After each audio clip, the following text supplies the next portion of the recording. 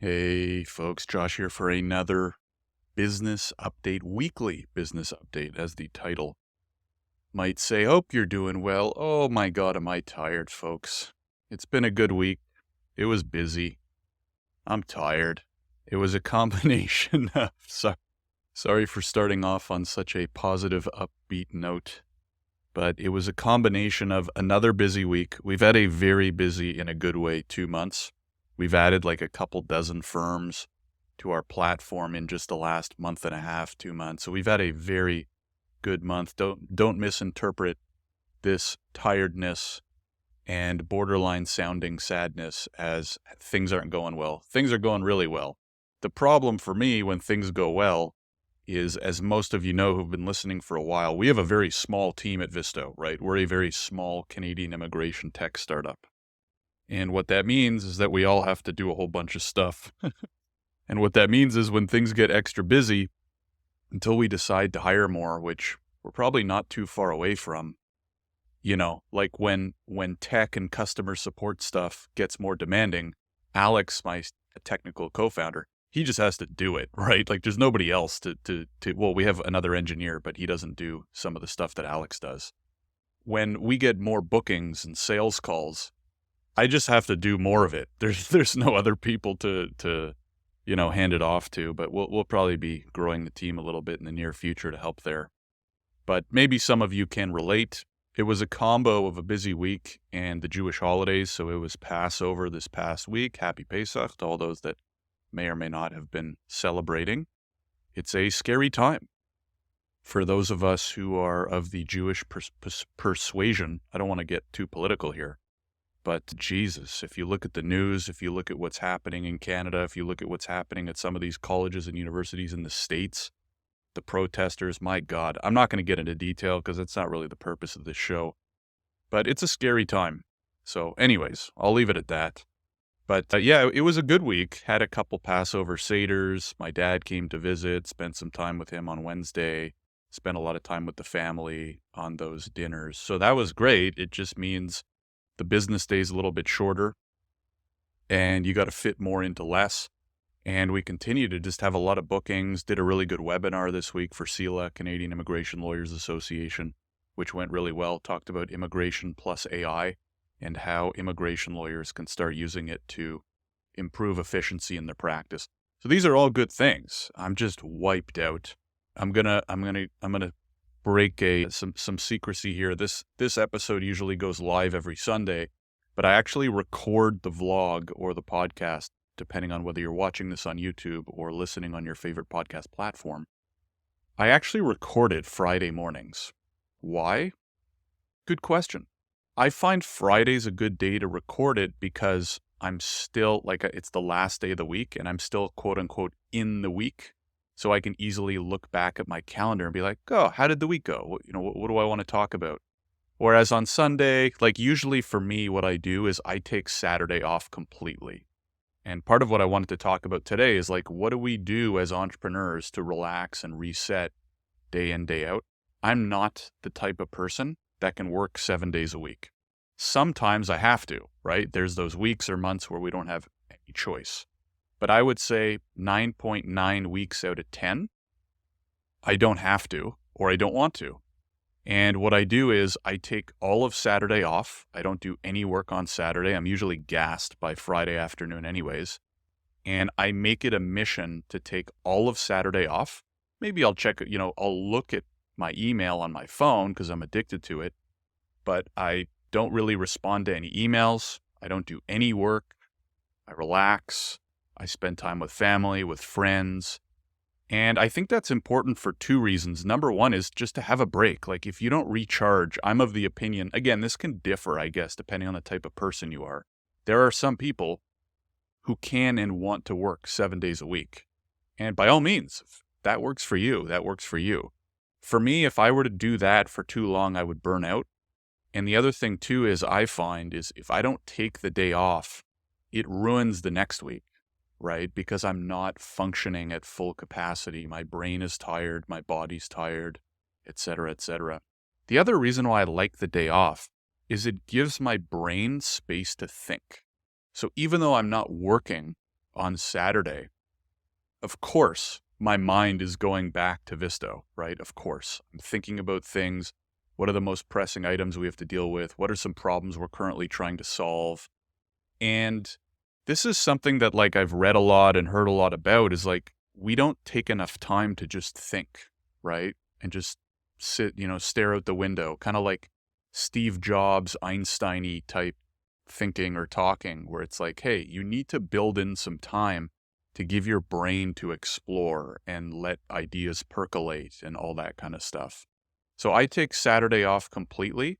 And then usually on Sunday, I'll work for like a couple hours in the afternoon, depending on how busy the week is or will be. I might work anywhere from like 1 to 3 or 4 hours on Sunday, usually afternoon. And that gives me a chance to catch up on admin stuff, get ahead of admin stuff, plan for the week ahead, all that kind of stuff. But other than that, I actually don't do a ton on the weekend. And I'm also usually spending a lot of time on the weekend with my wife or family. So I don't really like to lock myself away in the office and record this while there's other people or another person in our condo. So I do it Friday morning. I'm alone. It's nice. I don't have to worry about anybody listening over my shoulder or through the walls. And I can just kind of free flow like I'm doing right now. Clearly not pre-planned or organized. But I find that, and maybe you can agree, I mean, if you've been listening to these every week, I guess I'm doing something right. But yeah, I actually record them Friday morning, and then I let it sit, and then I edit and post on Sunday. And by edit, I mean I click a few buttons on Descript because it has really good editing features, and it kind of does the rest for me. If you're not using some of these new tools and AI to help edit and post stuff, like I would be very concerned if I was a video or podcast editor right now, if you aren't already, because the tools that are out there are insane in terms of me, who has no audio or video editing skills or abilities, how I can just pay like $20 a month for some of these platforms. And I basically become a podcast editor by clicking like 4 buttons. So it's pretty great. Probably the best time ever to be an entrepreneur, content creator, et cetera, et cetera. It's obviously competitive because there's more people doing it, but there's never been more tools and opportunities out there to just start posting stuff, right? I obviously can't speak enough about posting content. I do it a lot. This podcast, this vlog, my Substack, which of course you should be subscribed to. Check the link in the description if you're not already subscribed. That goes out every Monday morning. I post pretty often on LinkedIn, all that good stuff too. So anywho, yeah, I don't know. What do I want to talk? I guess part of what I was thinking of talking about was how to manage stuff when you're getting busy and tired. And I actually had a good chat. I am part of a business mastermind group. We meet every second Tuesday. And I brought it up with them a few weeks ago because on the business side, things have been going really well. I haven't really had, like what we do is I think there's 5 of us, and every 2 weeks, a different person is on the quote unquote hot seat. And you can bring up 1 or 2 or 3 things that you're struggling with. And we meet for 45 minutes every 2 weeks. And the group gives the person in the hot seat advice on how they can overcome some of their problems. So I think it was like a month or 2 ago. I don't remember. The last time I was on the hot seat, I was like, guys, I have so many of these calls. I'm so tired by the end of the day. What the heck do I do? And we had a pretty good discussion about it. And part of it was, which I never really thought about, a lot of it was some of the standard stuff, right? Rest, make sure you're doing this and doing that and whatever. And most of the stuff I think I do pretty well. But one thing I didn't appreciate was the fact that calls can affect different people differently in the sense that I am an introvert, right? I mean, you look up introvert in the dictionary and there's a picture of me front and center. And having something like a video call with somebody can drain energy or affect somebody's mood and energy different depending on who you are. If you're an introvert, something like a bunch of calls talking to a bunch of people will actually drain your energy a lot more than if you're an extrovert, right? Similarly to if we go to a party on Saturday night, an extrovert is probably going to be in heaven and they might even leave the party on cloud 9 with more energy, right? Super happy, feeling energized, etc. Whereas if you're an introvert, you might leave a party being like, oh, get me the heck out of here. Oh, that was super draining. I need to go home and relax and blah, blah, blah. And what I hadn't really thought about was how all of these, because I do all of our sales calls, all of our demos, and all of our training and onboarding for our new clients, which is good because if we're doing a lot of those, it means we're doing something right and the business is doing pretty well, which it is, and we're pretty happy about traction we've had over the last 6 months.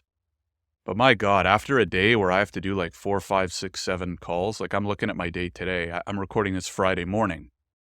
The demo at 9, demo at 10:45. I'm going live on LinkedIn at 12. I have a check-in call at 1. I have a check-in call at 2. I have a quick call with a colleague at 2:30.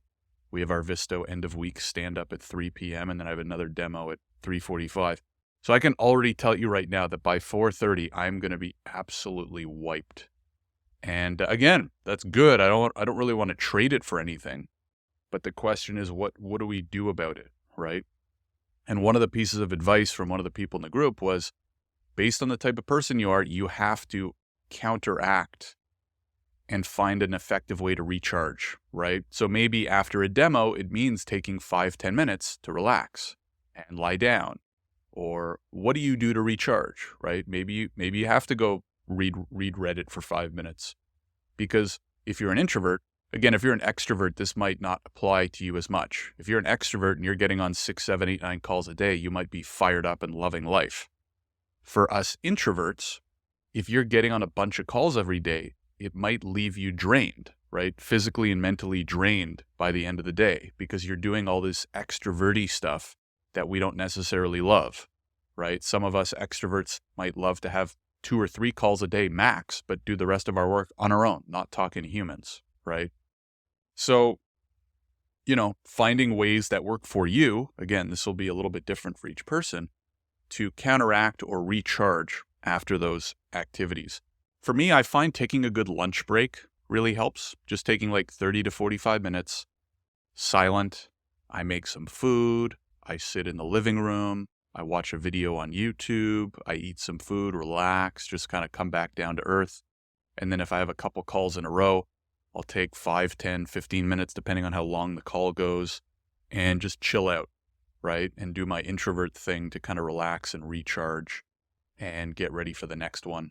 And then obviously in the evenings, usually hang out with my wife and do more relaxing, less extroverty type stuff to kind of, relax, recharge.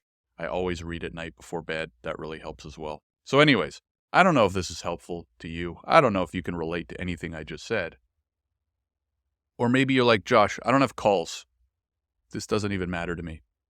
But anyways, hopefully that's a little bit helpful. Just thinking about what's your personality type, what drains you, what recharges you, and how to be a little bit strategic about that. So anyways, hopefully that's helpful. In terms of book of the week, I think last week I talked about the 33 Laws of Something by Stephen Bartlett. Oh yeah, The Diary of a CEO. I finished that last week. I think I talked about it in the last vlog. So check out the last episode if you're curious about The Diary of a CEO. It's written by Stephen Bartlett. And the subheading was like the 33 Laws of Business and Life. Pretty good book. I recommend it. I enjoyed the read. Good mix of stories and lessons and stuff like that.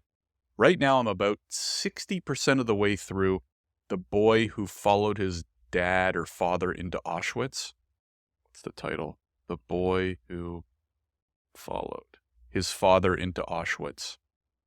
I'd love to see a graph of over the last 10 years, how many new books have been released called The Boy Who or The Girl Who? The girl who sat on the train next to the boy. The woman who followed the humany. Anyways, just a theme I've noticed. This book is crazy. So I was talking, I guess we're segueing back. Is that a term, segueing back? I don't think you segue back. I think you segue forward. Anyways, we're circling back to how I started this episode. Again, I don't want to make this overly political or religious based, but I was in Ottawa, where I'm from, a couple months ago, and I saw this book in Indigo. Indigo's like the Canadian version of whatever the heck the bookstore's in your country, Chapters or whatever if you're in the US, or Barnes & Noble. And I saw this book, The Boy Who Followed His Father into Auschwitz, and it's just this crazy story about a father and son who get sent to the concentration camps in World War II. And I was like, given all the crap that's going on in the world, I want to learn a little bit more about that time in history, right? World War II. Because what we're seeing right now is kind of crazy, and it gives me weird feelings about the fact that it wasn't so long ago, right? It was 80, 90 years ago where Germans were rounding up Jews and sending them by train to concentration camps and gassing them in the thousands, tens of millions, I guess, if you look at the entirety of World War II and what the Nazis were trying to do. I shouldn't say Germans, Nazis were trying to do. That was not so long ago. And in a scary way, we're starting to see signs of it. Not that people are actually going that far right now, but we are seeing hints of it right now in 2024, right? With some of these protests and what people are yelling in the streets in America. So anyways, I wanted to read up a little bit more about that time in history. And I'm about 60% of the way through this book. And it's just nuts. It's just eye-opening to read about how I am a privileged as can be white man growing up in Canada, have had such a good life. Again, the world's getting a little crazy right now, but I've had such a good life as a Jewish man in Canada. And to read about what these people had to go through, not just Jews, right? Because a lot of people don't realize that the Nazis murdered tens of thousands, hundreds of thousands of, more than just Jews, right? Gays and a whole host of other people that didn't deserve to just be murdered. So it's crazy what these people had to live through in these concentration camps and the work and the stuff that they had to do. Anyways, I'll have it is a little intense. Like I read before bed. So like reading all that stuff before bed is a little depressing. But anyways, it's quite the eye-opener. It's certainly a very interesting story. I'll probably have a full review of it next week. I hope to be done it within a week. But it's not a walk in the park type read. So anyways, I'll have more info on that next week. I'm going to end it there. We're at 17 minutes right now. Thank you very much for listening. Hope you've had a great week and have a big week coming up ahead as well. If you are listening on the podcast, any reviews or, 5-star ratings, that stuff always helps. If you're watching on YouTube, make sure you're subscribed, like the video, all that stuff helps too. And make sure, if you don't want to miss this episode each week, that you're on my Substack. There will be a link in the description. If you're subscribed in the Substack, you'll get my email every Monday morning, and it has a link to this vlog as well. Thanks again for tuning in. Hope you have a good one, and I will see you in the next episode. Take care, everybody. Have a good one.